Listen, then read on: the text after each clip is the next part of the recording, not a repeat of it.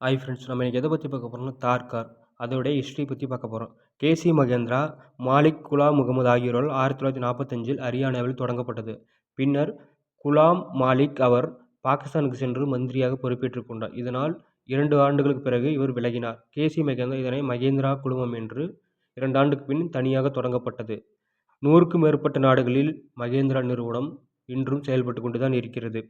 2002ஆம் ஆண்டு ஆனந்த் மகேந்திரா புதிய சின்னத்துடன் பொறுப்பேற்றுக் கொண்டார். ஆனந்த் மகேந்திரா பல்வேறு வகையான மாடல் வகையான கார்களையும் புதிய உற்பத்தி தேவையான வாகன உதிரி பாகங்களையும் செய்து கொண்டு இன்று வரை ஒரு அசைக்க முடியாத தொழிலதிபர் தான் இன்று வரை இருந்து கொண்டிருக்கிறார். வேளாண்மை, விண்வெளி, காப்பீட்டுத்துறை, நிதி நிறுவனம், எஃகு ஆகிய துறைகளிலும் மகேந்திரா நிறுவனம் இன்று வரை கொடிகட்டி பறந்து கொண்டிருக்கிறது.